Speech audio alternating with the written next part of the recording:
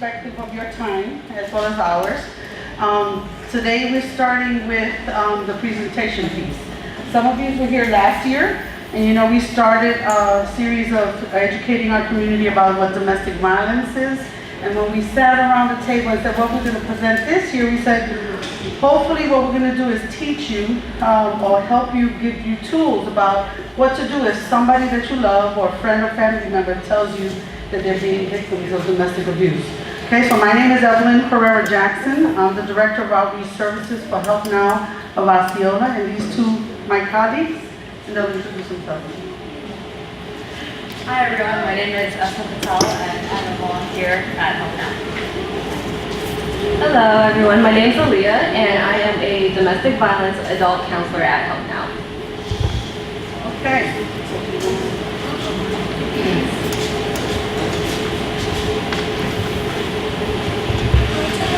So what we want to do, well, you know what, you can hear me well? Yeah. Okay, so today the first thing we want to do is we're going to talk, today we're going to educate you about understanding power and control. And before you leave here today, we're going to give you the tools, at least so that you know what to do or what to say if somebody that you love or care for tells you that they're being abused. Okay?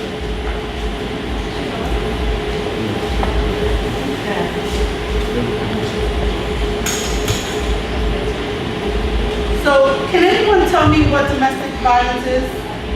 So the next two slides are recap. What is domestic abuse? Yes? It's violence domesticated, meaning in the home? Definitely. So when we talk about violence in the home, who are we talking about? Who's the people that are family members? So somebody that you're living together as a family, so it could be between brother and sister. It could be between grandpa and children, or grandparents and children, or it could be between two siblings. Okay, so we know that anything that's definitely unhealthy in the home, and if there's violence attached to that, it could definitely be unhealthy. One thing to remember, domestic violence is a crime. Okay, so we know that there's law enforcement in the room. You can tell you that if you are committing domestic abuse, you will be arrested. Am I correct, sir? You are correct. Okay, but there's different aspects of domestic abuse, and we're going to talk a little bit about that later. But know that this is not acceptable. We as a community need to know that whenever families are fighting or feuding, we need to not accept that or make it as a norm. We need to talk about that. And understand that very common, most of the victims are women. And unfortunately, a lot of people accept it as okay to perpetrate against their loved ones.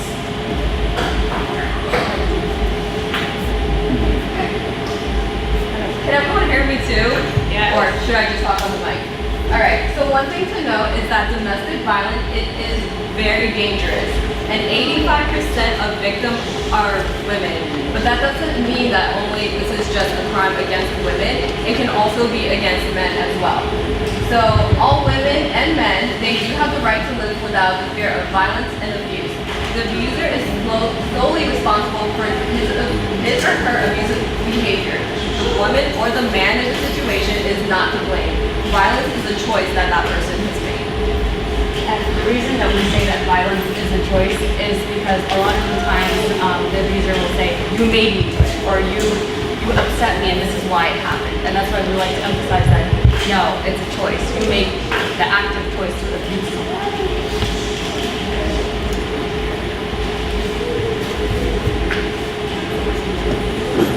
Okay, it was 30, 40 years ago that all victims got together and they developed this wheel, this power and control wheel. This power and control wheel only talks about all the different types of abuse. The most commonly known abuse that we know about or we hear about is physical. But when we talk about domestic abuse, when it's a criminal part, that's where law enforcement, when there's a physical injury.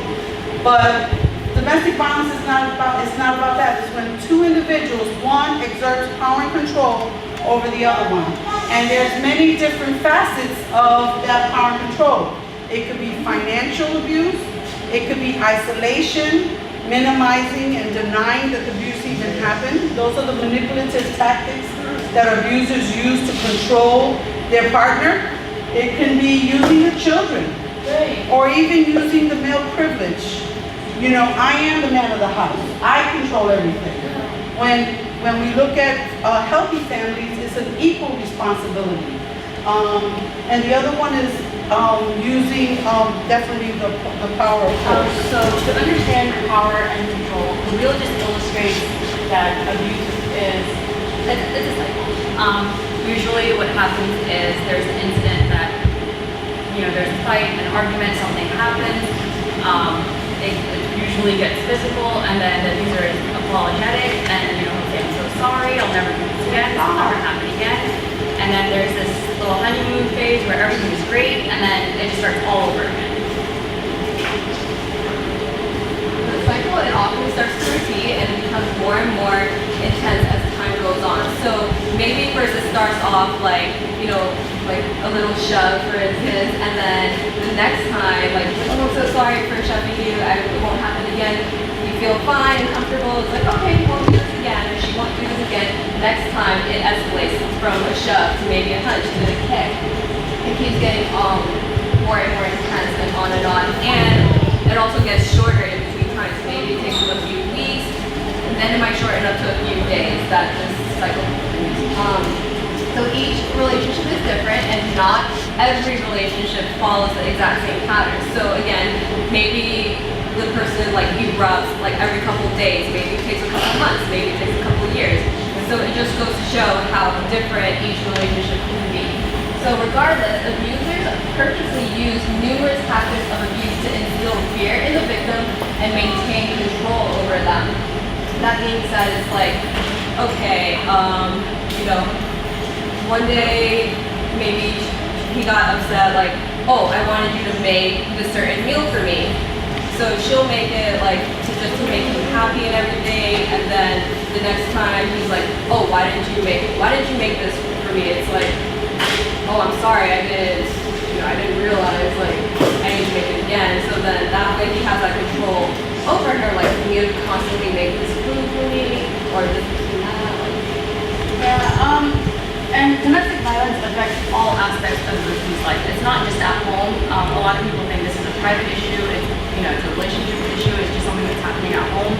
But it actually, if you think about it, it affects all aspects of the victim's life. In the sense that if you're in a situation where you're in your life, you're getting put down and your self-esteem is sinking low, it's going to affect your work. It's going to affect your friendships. It's going to affect your relationship with your family. If you have children, with your children, it's going to affect how you represent yourself in the community. You might start becoming more isolated. You might start socializing less. It affects all aspects of the victim's life. And they, you know, even when they survive, it's not something that, okay, now I'm out of this relationship, I'm going to be, you know, you forget about it. It's something that happened in the past and you just move on. It generally affects the victim for a long time to come, because now they have to rebuild their self-esteem. If they were being financially isolated, their finances, if they were not allowed to have contact with their family, to rebuild those relationships. And usually when they're being isolated from their family doesn't understand what's going on. And when all of their bridges are burned, to try to rebuild that, it takes years. It's a long process. And often it affects their mental, physical health, and their career, and just general economic well-being overall. And keep in mind that an abuser is going to behave one way in private and another way in public. So sometimes in public, they may have a very good position in the community. He's not, and forgive me for always saying he, the pronouns, because we know that males can be victims as well. But this individual that's abusive is going to represent themselves differently in the community. So sometimes when someone does actually come out and say, so-and-so is abusing me, it's hard to believe, because no, they don't represent themselves like that in public. But in private is a whole different story. So what might a victim be feeling or experiencing when they're being abused? Well, an abused woman is going to be overwhelmingly in fear. Okay, it's not just because, remember, because in that cycle of abuse, an abuser may threaten, if you ever tell anybody, this is what's going to happen to you. So, or an abuser can just maybe abuse their victim one time, and never touch them again, but always remind them, don't forget what happened to you that time. And that alone can carry that fear that victim may alter the way they do things on a daily basis. So they fear further abuse. They sometimes are afraid of the unknown. What is going to happen? He's always threatening, or she's always threatening to take my children. The family becomes very important, and sometimes the survivor has a tough time dealing with being victimized on a daily basis. Okay? She often believes that it's her fault. Abusers will say, you know what, because you did this, I did this. Okay? Because you did this, I did this. So oftentimes they say, you know what, had I not done that, that person would have never hurt me. And that's, again, we go back to the basics. Abusing is a choice. Being violent is a choice. There's always an alternative. There's no such thing as she provoked me or he provoked me to do this. You still have a choice to walk away, call law enforcement, or the other healthy options. And sometimes a survivor may be conflicted with their emotions, because you know what? They may have 3 children with this abuser. You know what? I love him, but yet I don't like what he does to me or what she does to me. So that sometimes is conflicting emotions. And many times an abusive individual will try to have a survivor very dependent on them. So when it comes time that why does that victim stay, oftentimes it's because she can't. She doesn't have the financial resources to leave, or maybe there's too many ties, a house or investments that individual may not think that it's okay for them to leave at this time. Okay? And very common, it's embarrassing. I don't know anybody who will pick up the phone and say, hey Mom, you know what? Harry just really beat me up yesterday. And that's uncomfortable. You don't want to tell anybody something like that because it's personal. So there's a lot of shame, there's a lot of guilt, okay? And sometimes in the back of their mind, they feel hopeful that, you know what, maybe they'll change. Maybe if I change, they'll change, and maybe they'll stop abusing me, okay? So it becomes very, very difficult for survivors. And I think Alia just mentioned this. It's very typically, each time abuse occurs, it worsens. So, you know, let's say I get tired of my partner and I leave the house. And you know what? The honeymoon stage, as Asma mentioned, he woos me back. Maybe I'm sorry, I'll never do that again. Come back. I come back. The next time I get victimized, it's going to be worse. Okay? Because you left them the first time. So the second time you come back, and sometimes survivors go back 7 times before they say it's enough is enough. But we need to keep in mind that the cycle worsens and it shortens, and unfortunately, death is the ultimate fatal consequence for staying in an unhealthy relationship.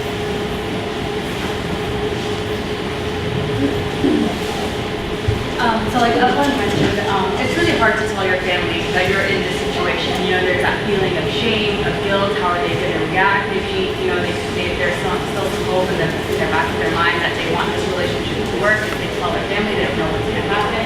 But survivors are most likely to turn first to their family and friends. Because if you think about it, when you're going through a situation, the first thing, I mean, I know for me it's my parents. I'm going to ask my parents for help. And so survivors is the same thing. And family, friends, and neighbors need to empower these individuals. If we think about it, we're all a community. We all want the same things in life. We want to be happy, we want to be healthy, we want to be financially stable. And only we as a community can change this issue. If we recognize that it's a problem, that we need to help each other, then maybe we can make a dent in this issue. So, what to do or say if someone you know and you love tells you that they are being abused? So let's open this up so that we can have somewhat of a conversation. Just, what would you say if somebody came to you and said that they were being abused? Don't feel shy. We're having a conversation. So what would you do? I know for a lot of people, the first reaction is emotional. Because usually the person that's telling you is either a sister, a brother, a daughter, or granddaughter, whatever. It's usually a family member or a really close friend. So your immediate response is usually emotional, like how dare he or how dare she. And you might say things that might not be the best thing to say in that moment. So if you put yourself in that situation where someone is telling you, even if it's an emotional response, what do you think is the first thing that would come out of your mouth? Or even the opposite effect, like how dare he or how dare she, it could be flipped on the survivor saying, well, you do deserve it. You've been with that person for so long and you know how they treat you, you know how they get, or, maybe you should listen to him a little bit more, or, girl, you're crazy. Like, you brought this upon yourself. Like, we know how you act. Or look at you, you've gotten so fat. Of course he's gonna, beat up on you because you don't even cook for him. I mean, there's a lot of little silly things that can come across and to justify why someone will be abusive to another person. But what would you say? Let's just place a scenario. Your sister comes home and says her boyfriend of 5 years has been hurting her. What would you say, sir? Call the police. What if she says to you, I don't want to call the police? You're going to help her move out? Okay. And anybody else? And believe it or not, family members, that's the number one reason. If this was Family Feud, he would get the ding, ding, ding, ding, ding. Let's go over there, the whole family, and beat them up. But you know what? I know that's not the answer, because you know what? You have to ask her, what does she want to do? Because if you know what? I'll give you a little funny example. Family member comes and they say, you know what? I never liked him anyway. You know what? I'm so glad you left him. I never liked him anyway. He's this, he's that, he's this, he's that. And guess what happens? She stays with you for 3 months, and then as he's calling her, he's saying, baby, I love you, da-da-da. And then the next thing you know, she's back with him. And guess what? Do you think she's going to remember everything you said about her husband? Definitely. Yes, ma'am. The first thing that I would look forward to is I would tell her, I'm sorry you went through that. Yeah. And then I would ask her, Yes. I was just saying, the first thing I would say to her is that I'm sorry you went through that. And then I would ask her, do you want to talk about it? So, and she says yes, then I would troubleshoot a bunch of thoughts with her. And we'll do a lot of scenarios, the pros and cons of it. And I think that would help her come up with better solutions to the problem. Definitely. Wonderful, wonderful. So definitely, you could do the next slide. The most important thing you could do to a survivor that expresses that she is being hurt by somebody she loves is send messages of support. Try not to be judgmental. Send messages of support. And what does that look like? So you could talk to her and help her open up, like the lady there mentioned. You may have to try several times before she confides in you, because like we said, but this is a sensitive topic. It's hard to say that I'm in this situation. So we recommend that you try to be direct and start by saying like, I'm worried about you because, or I'm concerned about your safety. Asking open-ended questions, and that encourages them to talk and to say something. Do not judge. I mean, it's easy to judge people. We all do it, whether good or bad. But in that moment, the last thing that she needs is to feel like you're judging her. Listen and believe what she tells you. Too often, people don't believe the woman. They'll say, well, what did you do? Or how exactly did this happen? Did you provoke him? What happened? And sometimes, even though you mean well or you're not trying to insinuate that it's her fault, it can come off that way.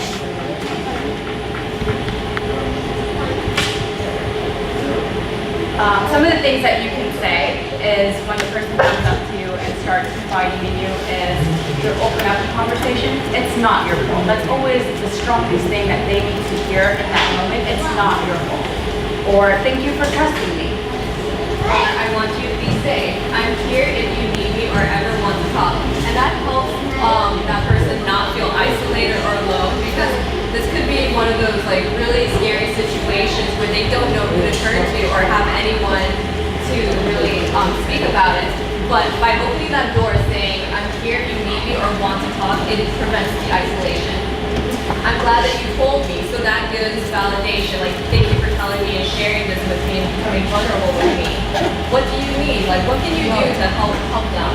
this is important because many oftentimes victims or survivors tend to minimize what's happening to them. Like, well, you know, it was just a little hit. It was only once. Like, it wasn't that bad. You know, maybe I do deserve this.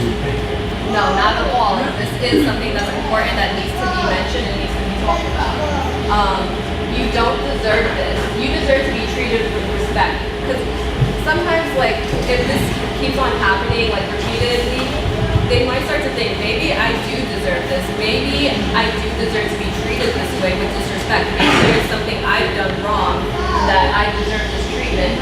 No, no one deserves to be abused or hurt or harmed in that manner. So here's some tips. So start the conversation, be supportive. Keep your communication door open, and when in need, to get that support. Sometimes it's hard to know what exactly to do in that situation. Like the gentleman mentioned, sometimes you just want to be like, you know what, I'm going to go beat this person up and this is going to solve the problem. Or you don't exactly know what it is that you're supposed to do that will fix this issue because it's emotional. You might not know what resources are out there. You can get support, like Helping Out is the domestic abuse shelter in Osceola County. You can call them and you can say, no, what can I do? Or you can do some research. You don't have to know all of the answers in that moment when the person is confiding in you. You can say, okay, start the conversation, be supportive, like the things that we mentioned, say, I believe you, I'm glad you told me, things like that. And then you can be like, you know what, together, let's find out what we can do to help you feel safe, to change the situation. So we gave you examples of those starting the conversation.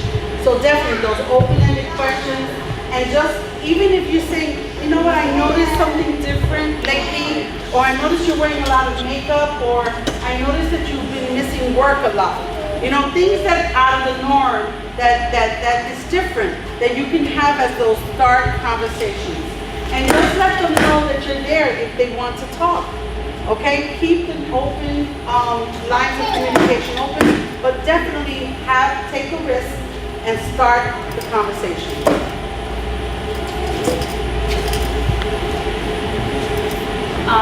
Remember, your friend may not want to recognize the abuse or even want to leave or stop. I mean, this is a sensitive issue, and sometimes they might think, well, like Alia mentioned, oh, it was just a push. It was just one time. He was angry. You know, he's under a lot of stress lately, or she's under a lot of stress lately, whatever it may be. They might not recognize it as abuse, or even if they recognize it as abuse, they might not want to leave. And that's difficult, especially if it's your sister or someone who's close to you and you see them in this situation and they don't want to leave, it's hard. So when you're talking to your friend, or if your friend approaches you, and even if they don't want to leave, or they recognize this abuse, but they don't want to leave or stop, you still have to be supportive, because at the end of the day, they came to you and they're confiding in you. Don't judge them. Keep an open mind and help them get the resources they need, like creating a safety plan. At the end of the day, it's their decision, whatever it may be it going back to the person or leaving, and just have that door open. You know, sometimes leaving is not the answer, but I don't know, have you ever had a ticket, did not pay the driving ticket, and all of a sudden, you know, I'm going to the courthouse, I'm going to go pay my ticket, but every police officer that goes by, you're like, oh, please don't pull me over, please don't pull me over. Imagine a survivor leaving an abusive situation, let's say running away, let's call it that for the lack of a better word. How do you think she's going to be? She's going to be constantly looking over her shoulder, like, when is he going to show up? Because he always said that when I leave, he's going to kill me. When is that going to happen? So sometimes, maybe rescuing your sister and helping her move out, the first place that abuser is going to go to is the family. And that place is the family now in danger. So sometimes, you know, we are trained domestic violence advocates certified in the state of Florida. We get trained to know what to say, how to develop a safety plan. We don't want you to place yourself in danger when you think you're doing the right thing by rescuing your family member or your loved one. So please call. There's national hotlines, there's state hotlines, and there's hotlines locally. And we left some brochures and hotline numbers over there, so feel free to have it, keep it in your pocket, in your wallet, because you never know when they need to speak to somebody. And let us help them develop a safe time to leave and escape an abusive situation.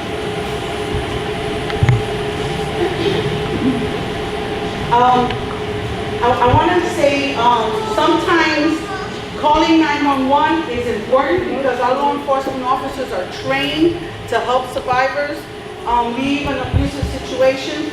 But sometimes calling 911, let's say you're the neighbor and you want to be helpful and you're calling 911, when they come to the house, sometimes getting to the house, the victim gets nervous, and when law enforcement comes there, what's normally what we hear? Our two law enforcement officers in the room. What do we hear when officers come to the door? No problem. No problem, I'm fine. Now, the law enforcement, if they're not invited in, they can't come in. But if they are invited in and everything looks nice and nothing broken, they may say, okay, maybe that was a mistake call. But then what do you think is going to happen when he leaves?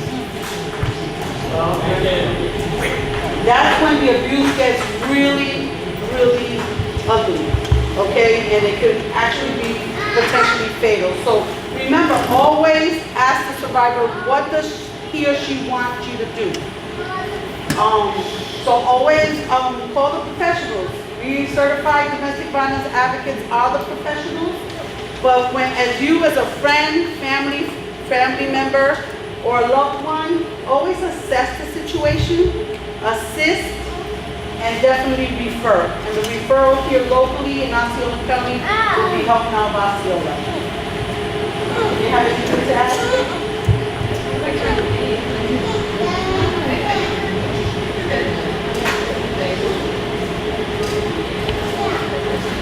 Yeah, one thing that I wanted to add is that in this situation, usually the victim doesn't have a lot of choices. In their relationship, they've had a lot of their choices taken away from them. And you letting them decide what it is that they want is giving that power back to them. Even if it's a little thing, it might seem small to you, letting them decide, it could be a huge thing to them.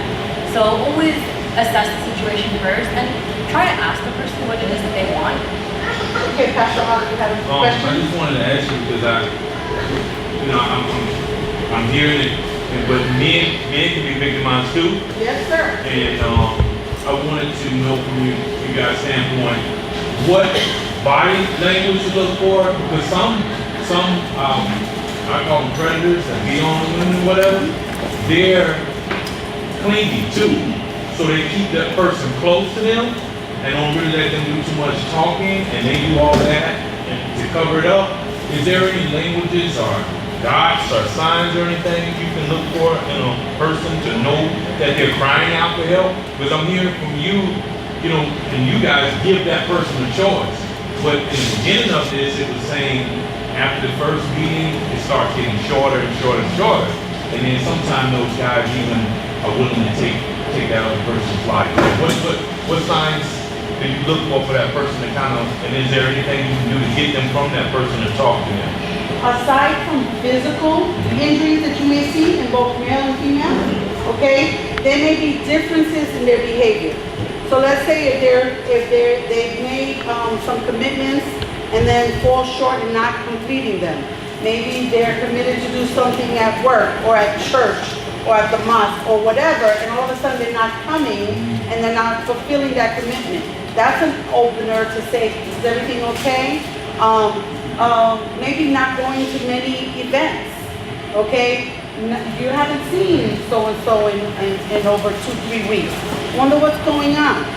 Something that, everybody has intuition, a gut feeling, and sometimes the older we get, we forget that we need to trust our gut feeling. And if our gut tells us that something's different, then that's when you ask the question. The best scenario is they're going to say, no, I'm okay. You file it to the disc and you wait for another opportunity, okay? Because at one point, that person is going to feel comfortable to confide in you, okay? For male victims, and let me share with you the difference, the big difference between male victims and female victims. Female victims will fear their abusers, but a very small percentage of male victims fear their female abusers. You understand? Even though the female abuser's threats are just as important, but the male abusers may not be as afraid, which can make them vulnerable. Because of, I'm the male victim, and that's oftentimes when law enforcement comes in and there's that female perpetrator, and they're like, seriously, she beat you up? And that's a judging, isn't it? That's a judgment, and unfortunately, men feel shame. But you know what tells us at Help Now?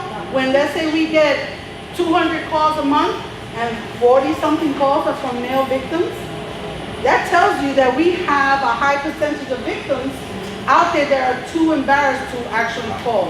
And that's including same-sex relationships, okay, that we have a lot of I listen to R&B in the morning, Tom Joyner, and he says same sex, same problem. So the reality is, whether you're in a same-sex relationship or a heterosexual relationship, abuse is abuse, and there is no, it's all crime if domestic violence is being perpetrated on them. And another thing you might notice is how the person is when they're alone and how they are when they're with their partner. So say they're at a social event and they're by themselves, they're very outgoing, really comfortable, really relaxed, and their partner comes up and all of a sudden everything shuts down. That might be a cue. Okay. To notice, hey, it could be innocent. It could be they were in an argument earlier and she's upset and that it ruined her mood. Or it could be there's something bigger going on there. So basically just to look for any change in demeanor. If they are normally a very social person and then all of a sudden they don't come around, it's like, oh, well, I can come out if, my boyfriend comes along too. It's like, but you didn't hang out with us alone. It's like, no, he needs to be there or she needs to be there or anything. So any little changes, like Evelyn had mentioned, maybe they're starting to wear more makeup, maybe they change their clothing, maybe they used to wear certain things and then all of a sudden it's like, oh, why are you wearing that? Or why aren't you wearing makeup? You used to really do all this, you used to hang out, you used to be like that. It's those are little things to pick up on and to look out for. And again, how Evelyn mentioned, there's a lot of shame with male victims. It's because society, how does society socializes men and women? So men, they always have a macho complex of okay, hey, boys don't cry. You need to suck it up. You need to not cry, or women, they need to keep their mouths shut and be demure and not tell their problems. So that's probably a good reason as to why you don't really see much males coming out. One red flag or warning signs is you're hanging out with your friends and all of a sudden you have one girlfriend that is constantly looking at her phone because her partner is blowing up her phone. Where you at? What you doing? And if you see her actually doing live FaceTime so that he can see where she's at, big red flag. Okay? And that's trending. So that's just hunt for that. Thank you. Any other questions? Because we're going to go into questions so far. Yes, ma'am. Something I haven't heard. Do you advocate to the Do we ever? Do you advocate to the victim to defend himself? You know what? Most survivors do defend themselves, and sometimes they get, unfortunately, arrested. Okay, so if law enforcement arrives at the scene and both people have, I'll call them battle wounds for the lack of a better word, then it's at that particular time, even though there's a lot of trainings that law enforcement take to assess who is the aggressor, at that point, both of them may get arrested. So back in my young days, I used to take martial arts. The best defense is not being there. So what we try to tell our survivors is not place themselves in an uncomfortable or compromising situation, always be with family, always be support. But if she's in a situation, it's one of those things that, I don't want you to get sliced. We had a survivor that, she put her hands up and she had knife wounds here. So she got mad and waited for him to go to sleep, and so guess who got arrested? Okay, just because she had knife wounds, she didn't call the cops, but when he got hit with the bat, he called the cops, she got arrested. So the deal is we try to avoid those scenarios as best as possible and try to give her some safety tips to not place herself in a situation and definitely not commit the crime, offensively. that defensively, definitely push him away, but trust me, even pushing away, you know, he may fall, trip, or she may fall, trip, and when law enforcement comes, you know what, you push, you know, it's like the school system, where's my school representative? Okay, 0 tolerance. So you know how, I'm old, so back in the day, we used to say, whoever hits you, you? Okay, we can't say that to our kids today. Okay? Because in the school system, if you get hit and you hit back, both of you are suspended. Even though the other person, there's all witnesses that they hit first, unfortunately, the bottom line is 0 tolerance. And that will get them both suspended. Well, guess what? I translate that to real life. You know what I mean? If somebody hits you and you hit them back, when law enforcement comes, you may both get arrested. So I would say use good judgment and then definitely just not place himself in that unfortunate situation. I have a question here and then you. My thought was that, so you wouldn't want to. She's soft spoken. Okay, so for example, you know, you wouldn't want a female, like, whoever's got her, to, for example, hear that and think, well, what do I do then? I'm told I can't fight back if I think necessary. You know, you don't want her to get beat.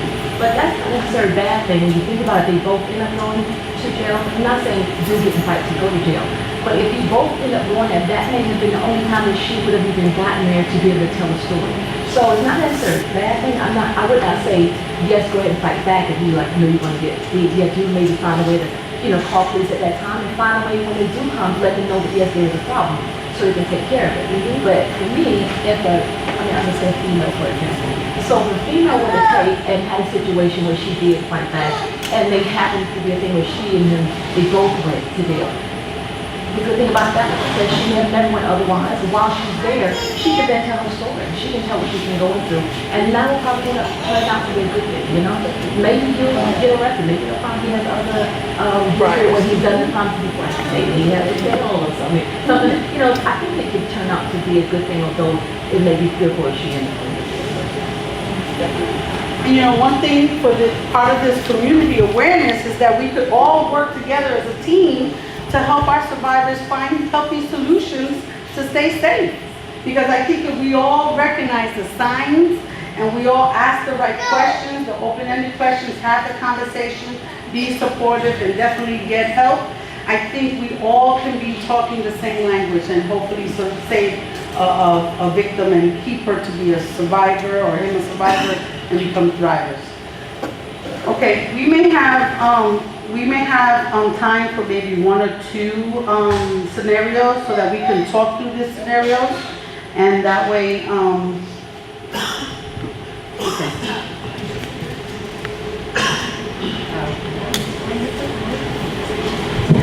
Okay, so typically there's 5 common reactions. So there's denial, defensiveness, wishy-washiness, which is like uncertainty, and withdrawal and fear. So I'm gonna go over like 2 of them. So I'll start with denial.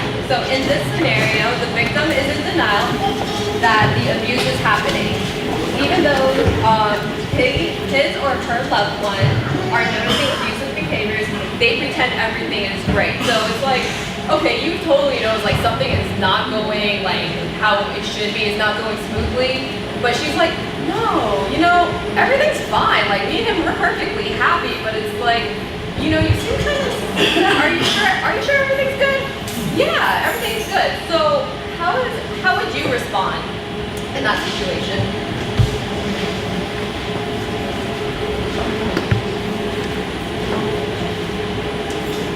Don't be shy. yes. I always want to say, how can I help? But sometimes, you know, if you know as the friend you have the gut feeling, and they're like, no, everything's fine. And you know, you can either get really in their business and nosy, and that maybe makes them feel more, that's what I would do, but I know that's sort of maybe not effective because if they're not even willing to sort of share it, but I don't know. So do you think that when they tell you everything's fine, maybe one way to respond to them would be like, okay, but if you ever need me, if there's anything, you know I have your back. I will be there. Maybe that's one way to respond if they tell you, you know what, everything is fine. I was asked to because sometimes I do tend to give my, you know, if like a girlfriend or a family, somebody's asking, I'm always like, oh, let me try to think of how to help, but I think sometimes even just pulling back and letting them talk and open up to you. So like a good way to respond is also like start by trying to talk to the individual one-on-one. Like don't do it in front of like a whole crowd. Like hey, I know it's like you're having marital problems. Like don't embarrass them. Like take them out. Like hey, I'm noticing some changes in you, some different behaviors. So even if they brush it off, just repeat it like hey, just like Asma says, like hey, I'm here for you. Like if you ever feel like talking, go ahead, and you give them that power and empower them instead of like trying to dig into their situation, trying to figure out like imposing your thoughts and feelings onto them.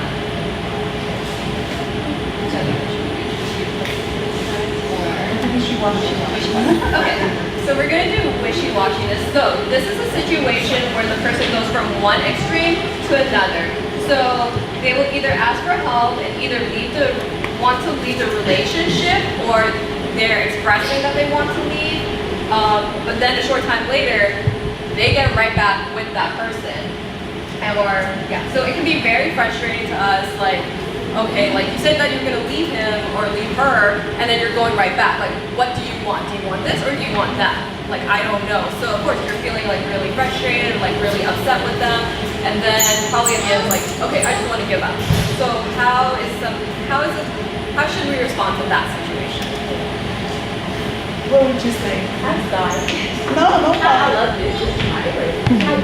Like that, for example, this is where I think he's scared. This is where I think people, the one who's supposed to be the support, this is where I think they get lost and they get confused and they make it about them. Because when you guys, when I'm saying you guys, I'm talking about the supporters, start getting to where you feel like you're getting tired of this, that's when you've lost sight because you've gotten caught up in your own emotions and how it's stressing you out. So people tend to forget it's not about us, although it affects us. It's not about the ones out there that support and getting stressed out. It's still always about the victim. So here's the reality. The person that's the victim, we should all, as a support people, have to remember that the victims are the ones going through it, and sometimes it's a couple, because matters of the heart are never easy. It takes some people longer than others to break free. So, as supporters, you just have to be tolerant and be patient.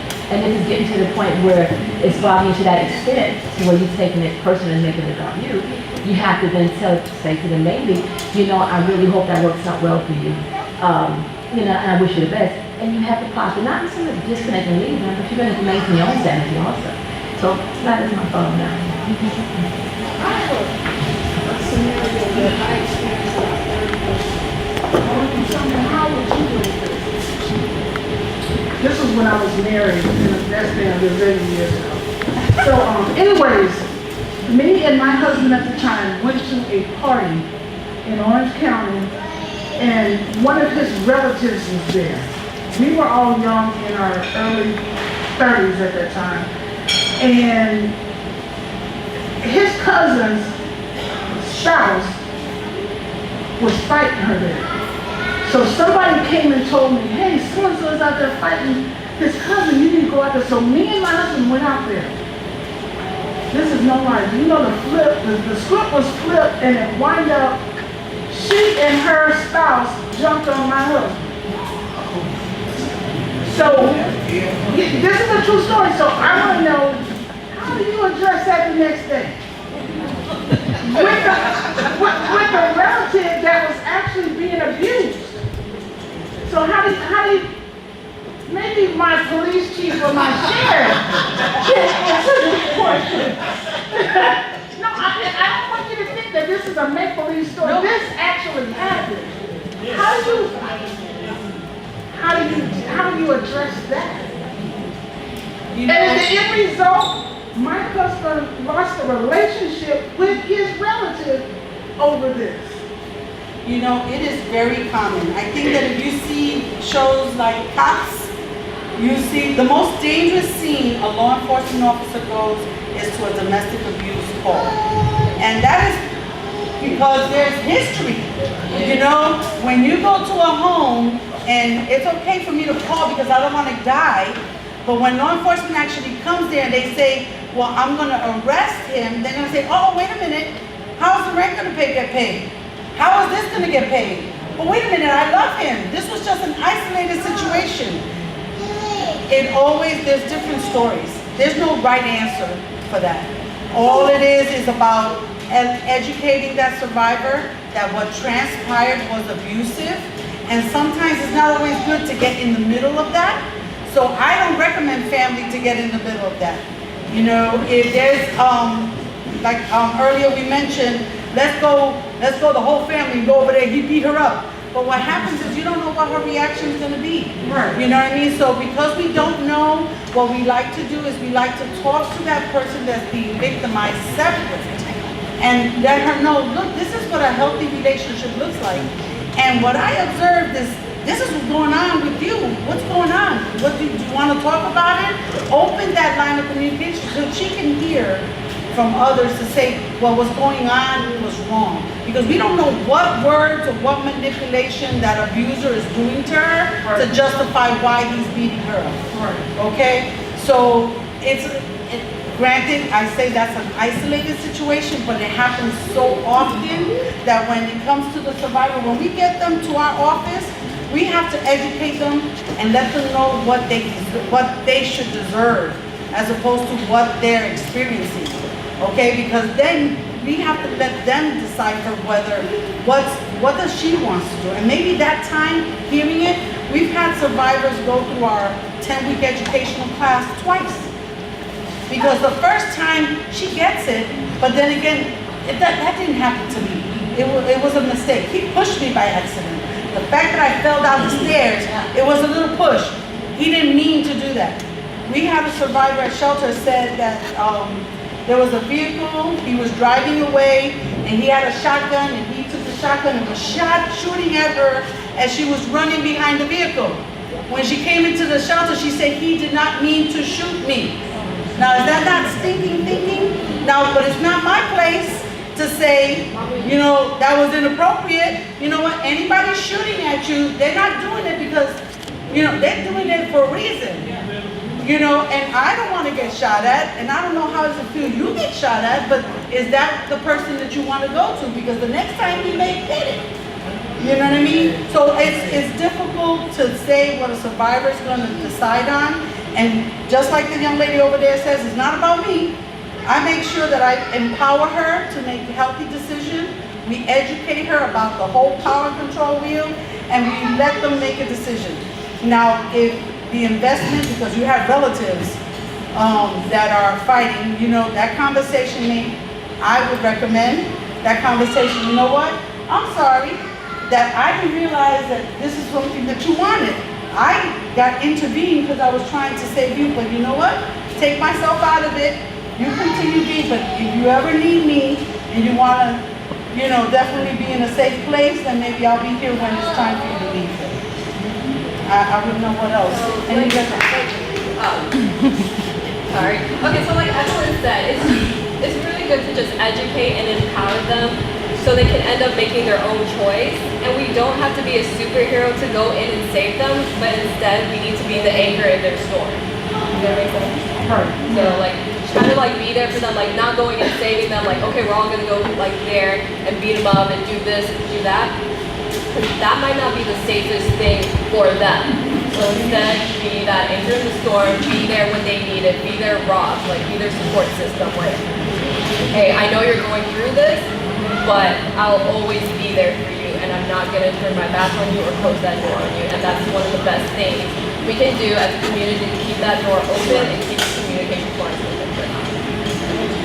And yeah.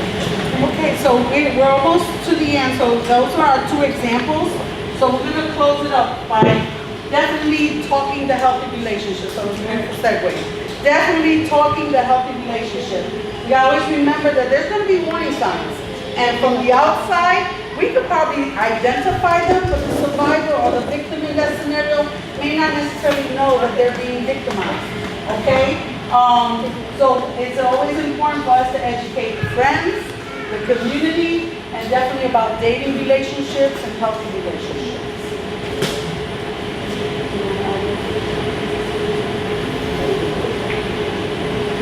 So with this, we're closing. Definitely confide in people you trust.